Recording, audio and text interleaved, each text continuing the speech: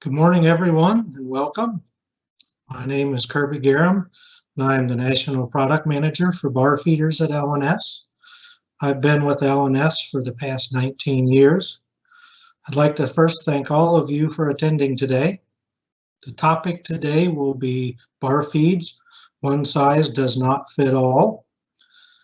I also want to share that we'll be answering questions during this event.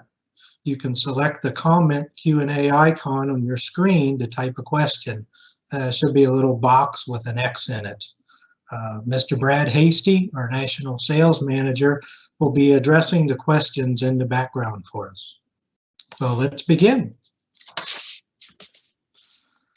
In today's market, you have multiple choices to make when it comes to selecting a bar feed model, which makes it a bit tougher than just checking a box on a screen or on your computer when you're trying to put a machine package together.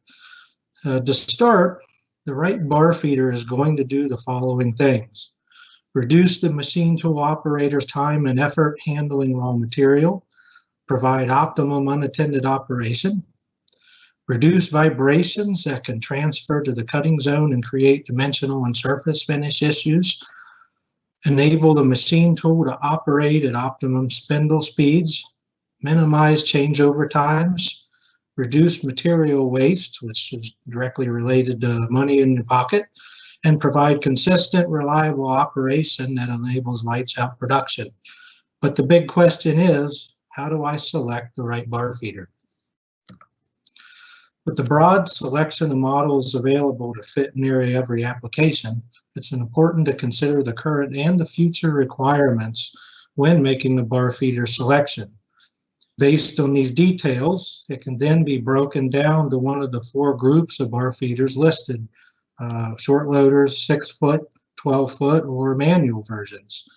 So a lot of the items to consider are the machine capacity, which is going to determine, of course, which model can fit that spindle, floor space, the unattended runtime required, material handling, remnant waste, changeover frequency, material condition.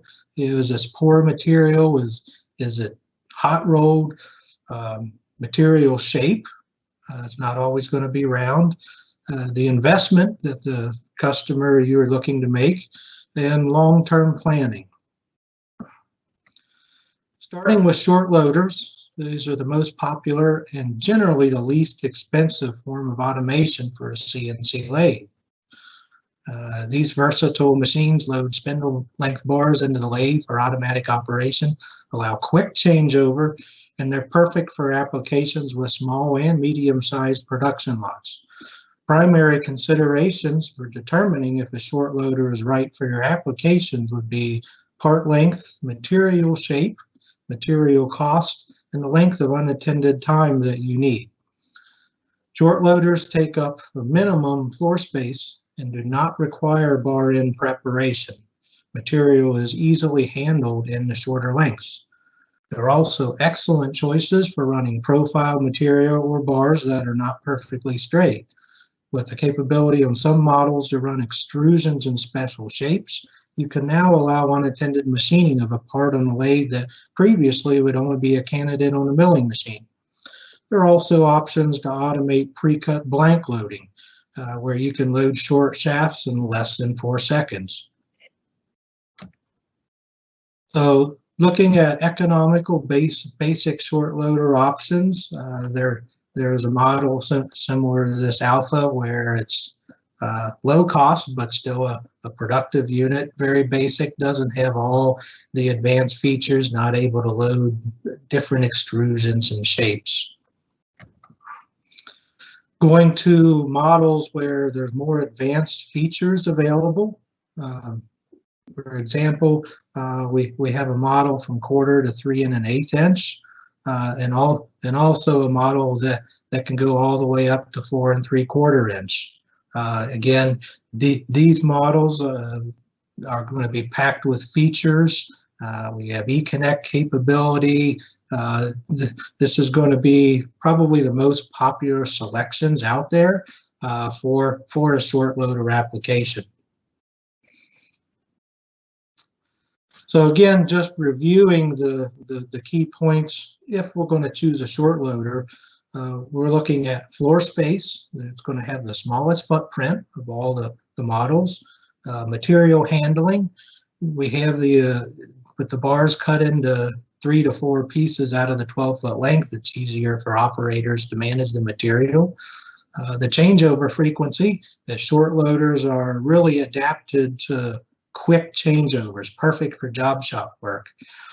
Material condition, again, poor materials and 12-foot lengths are going to run very poorly.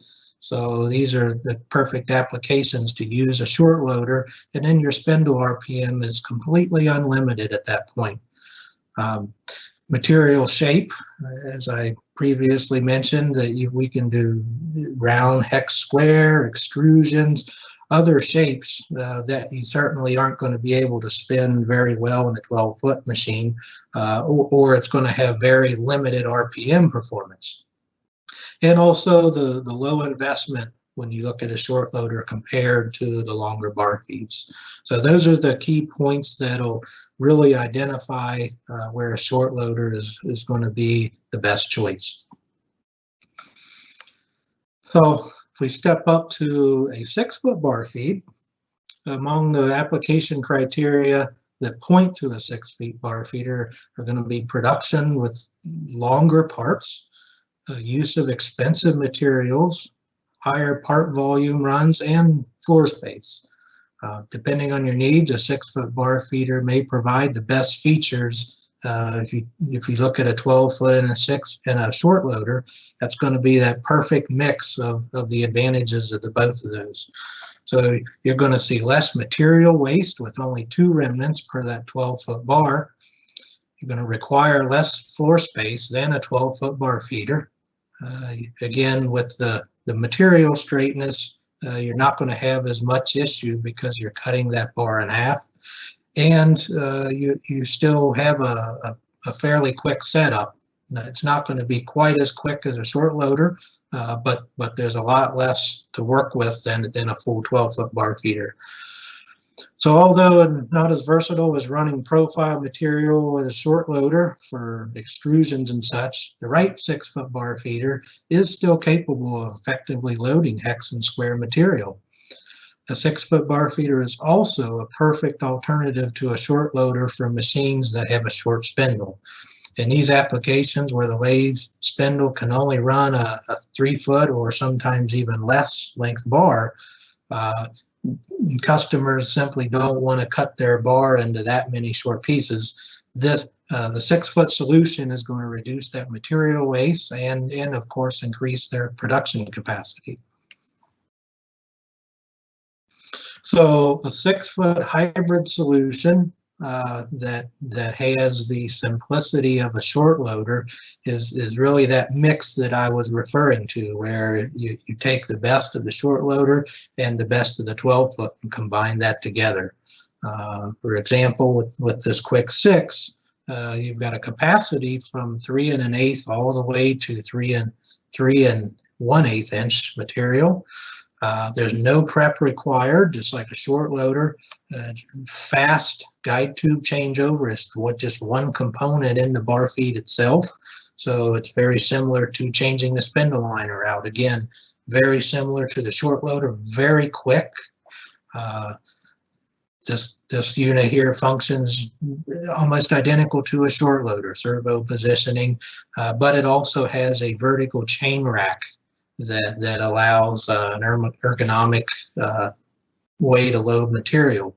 And considering that you can also put a floor rack extension on a machine like this with the vertical chain rack, you can actually have more material capacity on a product like this over a 12-foot gravity magazine rack. So pretty good combination between the 12-foot and the short loader with a hybrid product like this. There's also cases where floor space is the main issue when someone is looking at a 6-foot bar feed instead of a 12-foot, and generally that's going to be types of products that have remnant retract, and of course those products are simply going to be the advantages of the 12-foot models that we're going to review here shortly, but they're simply in a 6-foot length. Here's just examples of a list of automatic bar feeds with capacities from down to under 1 millimeter diameter to up to 2.5 inch. And there's even, you can even take a manual bar feed selection in a 6-foot length when you simply have a space issue. So again, the 6-foot options will certainly be driven by space. So if we look at the selection of the 6-footer, just to recap on our points, floor space is important. A long unattended run time where the short loader may simply not have enough magazine capacity. Your material handling, you're still not trying to manage 12-foot bars. Your remnant waste is going to be reduced over the short loader. The changeover frequency, you still have that ability with the 6-foot loader that you can change it over with much less time and effort than you can with the 12-foot. The material condition, where if you're cutting the 12-foot bar in half, now it's not going to be as critical with the material straightness in some cases. And again, long-term planning. If we're looking to buy something today, but a year from now we know we need extra capacity, the 6-foot solution may make more sense than a short loader. So now we move on to a long bar feeder, generally going to be a 12-foot version. If your application includes long production runs, long parts, then a 12-foot magazine bar feeder is probably going to make the ideal choice. Here's why. You can stage greater quantities of raw material in a 12-foot bar feeder than other types, then of course you're going to enable longer periods of unattended operation. Because there's only one remnant at the end of the bar versus other types of bar feeders that produce 2 or more, you're simply going to reduce your waste and your material costs. If you're machining expensive materials, this could be a very critical point. Long parts run more efficiently from long bars due to longer remnants that are usually generated. So if you've got a machine with a 4-foot spindle and you're running parts two or even a foot or more longer, you're going to generate a lot of material waste as opposed to going with the longer bar feed. So there's a few different things to consider once you're talking about 12-foot bar feed. There are fixed and sliding headstock machines, of course, that are specific to those types of machine tools out there. You can make an economical decision. For example, this product goes up to 2 inch. Still a handful of features with this. And there's also more advanced feature-loaded products like these large bar feeds that also a 2.5 and a 3 1/8 inch maximum capacity. With these types of products, you have more changeover than you would with the 6-foot or the quarter or the short loader, but still a big advantage in some cases to having the 12-foot material. If we take a look at the sliding headstock models, when we're talking about long bar feeders, there's a couple models that are really for the small bar market. Both magazine styles. You have a more economical version, still again packed with a lot of features, and there's also the worldwide known Triton version for small bar diameters. Jumping up to 1/8 inch to 1 3/4 inch capacity, there's a couple models that are still economical. The 2 models listed here, a lot of features on them. And then there's also premium selection where everything is automatic inside the bar feed. There's even available options for Econnect, which a number of the models I've described have that capability. We'll get to that here shortly, just to go over that, the options with the Econnect. So mainly looking at the long bar feeders, there's a few points that would directly relate to the selection for the 12-foot. Long unattended run time. Material handling needs to be considered when we're talking about a 12-foot loader. If this is material up to 3-inch diameter, it's very heavy. So it's just important to make sure that you can manage the material of that size. Your remnant waste is going to be minimized over all of the styles of loaders, since you're only going to have one bar remnant over that 12-foot bar. And again, long-term planning, which for today, you may not have that dedicated high volume run, but maybe that'll help make the decision for a year from now if you know you're going to have that project that needs the long run times. And there's also the fourth category, which is simply a manual bar feeder, and applications where a single 12-foot bar will consume long run times or quick and frequent changeovers are necessary. A manual bar feed may simply be the choice there. A Gatling gun design, as many of you have known and heard out there, provides maximum flexibility in a simple to use design. With only a spindle liner to match each of the guide tubes in the bar feeder, the entire range of this style feeder can be utilized with no additional change components. They simply would index the tube to the range of the bar that they need to run. So just to cover what is available out there in the manual bar feed. There's capacities from 1/16 up to 2 5/8. And again, this is just a one bar at a time, run that and manually reload system. So with the manual bar feed, looking at remnant waste, you know, when we looked at the benefits of the short loader for a quick changeover, maybe in some cases, if it takes so long to make the part that you never even run through a 12-foot bar in a day, it may simply make sense to look at a manual bar feed for that application, where you only get one remnant per that long bar, but you're not trying to equip a fully automatic magazine bar loader that wouldn't even change the bar once a day. And changeover frequency. With the manual bar feed, it's very quick to change that over, as opposed to a 12-foot loader where you have to change the entire guiding system inside the unit. Then to touch upon Econnect, some LNS products have Econnect capability, providing an additional option when selecting the right bar feeder. The LNS Econnect communication system can provide additional automation to your facility if your machine tool is also capable of this technology.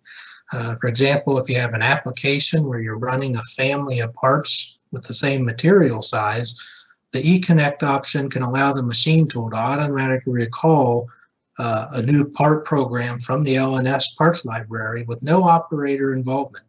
This production scheduling feature can allow true unattended operation where there still has to be changes to the parts that come out of the machine. And for applications where you're running long parts, the remnants can be a big issue, not only with material waste, but with removal from inside the machine tool. We all know that chip conveyors do not like very large remnants. So again, using Econnect, the bar feeder can communicate that remaining material length to the machine tool and allow the machine tool to make decisions where it can run different shorter parts to consume the majority of that remnant before it's disposed. The LNS team looks forward to answering any questions you may have. You can simply reach out to your territory regional manager or feel free to contact me directly for answers. I'll now go to you, Brad, to field any questions. Okay, Kirby, yes, we did have one question from a customer that wanted some information on the specific bar feeder models that would allow them to run round, square, and hex material. Can you address that? Absolutely, Brad. So as I had mentioned, the short loaders are going to be the ideal solution when it comes to profile material, simply because bar straightness with hex and square isn't always the ideal profile to spin at high RPMs, but a short loader can certainly fit that range, along with the 6-foot and 12-foot models. So really, just because it's profiled with hex and square, we're not specifically limited to the short loaders, but the short loader is going to allow the best performance, unlimited RPM, whereas when you get to a 12-foot bar feeder, you may simply have to reduce the RPM. Okay, thank you, Kirby. We had another customer indicated that they may have a need for a short magazine loader, but their lot sizes are very small, and they're asking whether or not a short loader can be a productive product when their lot sizes are small, when you talk about changeover time and that sort of thing. Absolutely, Brad. I think the short loader is going to be the perfect solution for an instance like that, because you simply need a spindle liner for the bar stock size, and the bar feeder itself is going to be, depending on which model, either just a couple seconds to type the diameter in the control to change it, or just a few basic simple adjustments. But I don't think there's any better solution than a short loader for a constant, frequent changeover like that. Thank you. Thanks, Kirby. I do have a couple of other questions. One of them is regarding 12-foot magazine loaders and the length of time it takes to change over from one job to another. Could you go into a little bit more detail about that? Sure, Red.